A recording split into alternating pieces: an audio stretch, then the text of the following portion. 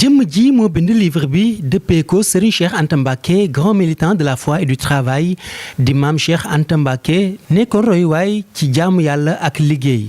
mi ngi wuyoo ci turu Serigne Amidoune Mbacké ibnu Serigne Sidi Mbacké mi nga xam ne mooy xalifa Serigne Amidoune.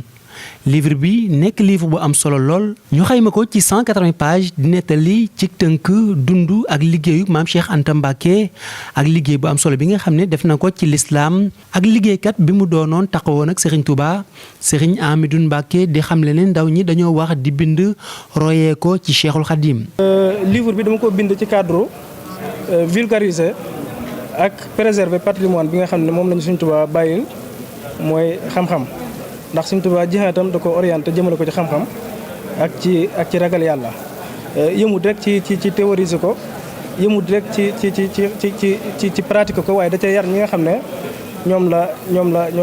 àndaloon ba noppi wane ci lu bëree bëri ci am mbindam ndax koo xam ne dañuy estimer li nga bind ci 7 tonnes 500 defe naa ne kooku jëmbal nga xam-xam moo tax nag ñun en tant que ñoo xam ne dañuy tudd Sëriñ Tuubaa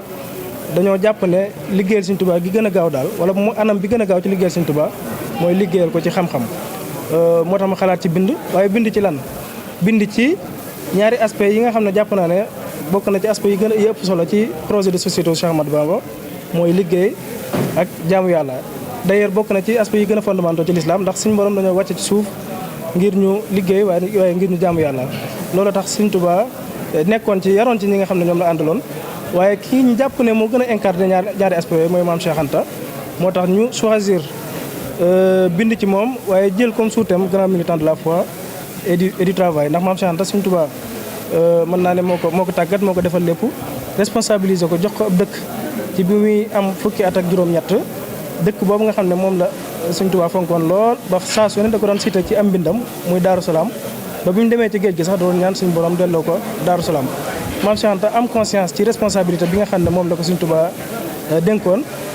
mu assumé ko yëmut rek ci assumé ko waaye daf ci jàngale lu bëree bëri ndax jóge na Daaru Salaam dem sanc yeneen dëkk yu bëree bëri fu ci mel ne Gaawaan fu ci mel ne Càqami fu ci mel ne Pire fenn fu ne mu dem sanc fa wala mu am fa kër dem ba kër yi amoon ci Sénégal yëpp boo ko doon xayma dina mat juróom fukki kër ak juróom mu nekkoon koo xam ne ci famille Maram la bokkoon ndax famille Maram ku leen xam ne ay nit yi daara lañ maanaam ay jàngalekat alxuraan lañ ay nit yi diine lañ maam Cheikh Anta dafa ñëw conserver tradition familiale bi nga xam ne moom la fekk. taxawaayu maam Cheikh Anta Mbacké ci réew mi dafa mate woon moo xam ci diine ji la ci wàllum social muy dimbalante ak ci koom-koom. waaye ne ab sëriñ rôle bi nga xam ne moom la am ci société bi yëmut ci jàngale ak jàng waaye ab sëriñ dafa war a participer ci développement réewam moo tax fu ne ci Sénégal mu dem bu am fa kër mboolem xeetu. anam boo xam ne jàpp na ne bu fa investir dina ko jural am koom mu investir te waaye lépp lu mu doon def da ko doon def ci anam bu légal da ci doon bàyyi xel suñu borom mi nga xam ne moom moo ko bind. tarixa yi nga xam ne ñoo nekk ci réew mi maam Cheikh Anta Mbacké mi nekkoon na koo xam ne ku amoon ak ñoom ay relation yu rafet la. mel na Tiwaawan gis nañ bi fi Sëriñ Tuubaa bi fi El Hadj Malick Sy jógee en 1922 maam Cheikh Anta la Sëriñ Tuubaa délégué woon ngir mu dem. teewal ko Tiwaawan bi ñu demee gis nañ taxawaay ba mu fa am ca la mu fa apporté ci ay ngëneel yoo xam ne da koo def ci turu yoonu murit moo tax sax bi ñu ko exilé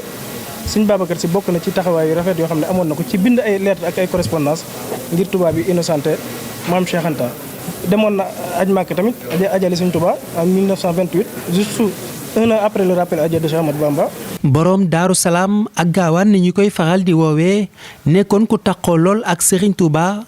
Serigne Amidoune Mbacké di leeral ci livre bi exil bi nga xam ne defoon nañ ko maam Cheikh Anta Mbacké génne ko ci réew mi yóbbu ko ci réew Mali ca dëkk bañ naan Ségou. ndax keroog ba maam Cheikh Anta di fekk li Sëriñ Tuubaa Gabon ci la ko Sëriñ Tuubaa xamaloon ne ko natt bi yow yaa koy àggale moo tax tubaab bi jël nañ ko yóbbu nañ ko Mali précisément Ségou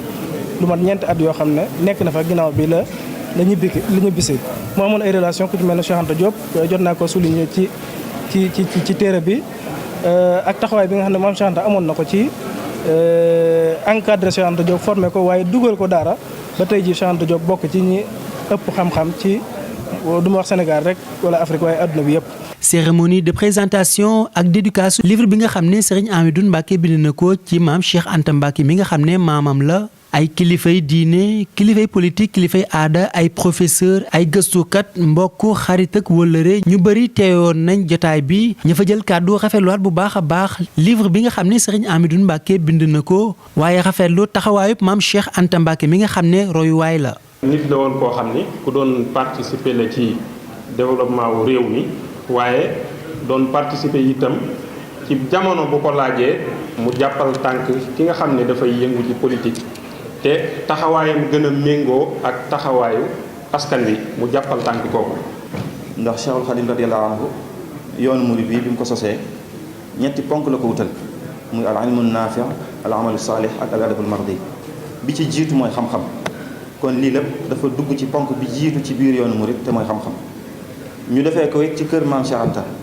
maam Cheikh Anta rek ci sëriñ bi di taalibe ci moom suñu delloo ci lettre yi ko sëriñ bi bindoon bi mu nekk ci géej gi boobu mu tënkee wa ma asalukum alayhi min ajr bi mu agsee ci jiim gi bay bi mu ko ci wax mooy jamaalukum ilmun wa sahyun wa adab falazimuha yunfa ankumul wadab ne yéen kat seen identité liñ leen di nawee ñett yi rek la xam-xam jëfe xam-xam ak ay teggit yu ñu gërëm muy ñetti ponk yi nga xam ne moom lañ sosee yoonu murid xam-xam bu am njëriñ mooy ilmun naafi al amalu saalih mooy jëfe xam-xam al adabul mardi mooy teggit yu ñu gërëm kon lii Sëriñ Hamidou def di lu am solo ndax xam-xam mooy yoonu murid di ko dalee ci njabootu Sëriñ Moodu Maamun ba ci njabootu Sëriñ Abdu Góor di leen dokkeel bu baax tey ñaan suñu borom subhanahu wa taala mu mottali sa yéene te musal jàmm doom ndax Mbàkke yàlla dafa def nga nekk ab sac nekk fier. booy informé da ngay choisir yow yaay tànn li nga xamante ni jàpp nga ne soo ko génnee mu amal nit ñi njëriñ liggéey bi nag bi nga xamante ni moom la def ci maam Cheikh Anta nekk liggéey bu am solo boo xamante ni fii mu feeñee sax ci Sénégal dafa tax solo si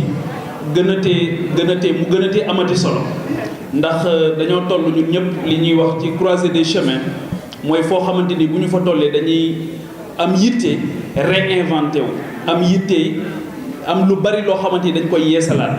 yeesal bi nag daf ciy bokk ci ñu mettre la lumière ñu wane li nga xamante ni moom moo tax moom moo ñuy ressembler ba pare ni ñu rassembler ni ma koy waxee jamono bu nekk maam Cheikh Anta nag dafa bokk ci ñooñu nga xamante ni tey ci li ñuy construire jàpp ne moom moo war a sous-tendre développement économique et social yépp moom mooy un capital humain de qualité. di féliciter di gërëm si Amidou mi mbind mi wax ci borom dërëm ak ngërëm mi ñëw tey yee Sénégal won leen kan mooy Cheikh Anta Mbacké kan mooy Sidi Makhtar Mbacké loolu dafa nekk lu am solo ndax dañ nekk ci àddina boo xam ne dafay jaxasoo ay façon yu ne ñoo am ay boko arab ay état islamique ay ansardine ay façon bu ne ci lu ñu am bokkul ak dara yemul ak leneen ñoo am li gën ñoo am li man mu yooni murit ak Cheikh Ahmad Bamba ak ki nga xam ni bras droit bu wóor la woon nekk premier talibé ñëkk a jébbalu ñëpp xam nañ ko mu Cheikh Anta Mbacké. capacité intellectuelle bi mu am ba nga xam ne dafa jël sëñ bi rënk ko ci 180 pages yoo xam ne tey soo ko defoon caractère normal 100 pages lay doon loolu c'est pas donné te xam naa ne même ndax jàngalekat laa damay corriger biñ ma annoncé livre bi ma ne man de li ma ci gën a yàkkamti mooy sëñ bi fan la koy jaar ndax xam nga suñ ne la nit multidimensionnel fu ne mën nga faa dugg ma ne non kon xam naa sët bi daal daa bëgg rek wax ñu maam ci dimension spirituelle am donc ñaari fan livre bi mu ñëwee fi ñu ma ko joxee wala razim gardien bi dafa ma ko jox rek moo ubbi table des matières parce que dama bëggoon a xool fan la bëgg a jaar sëñ bi ndax pàcc yi mais bi ma gisee table des matières bi ma ne lii yaatu na de mais bi ma duggee ci laa gis nag dank yi muy dank yoo xam ne nii ci fulla ci fayda boolewu ci daray folklore. waaw mën nañu actualiser avec les actuaires parce que dañu naan le franc d'or bi ñu amoon dans les années 1920 ba 1935 moom la ñu woowee ngurt maa ngi ci ko woowee ngurt benn ngurdu bu ci nekk mënoon naa jënd fukki kilo ceeb ak juróom-ñaar boo xoolee xam sax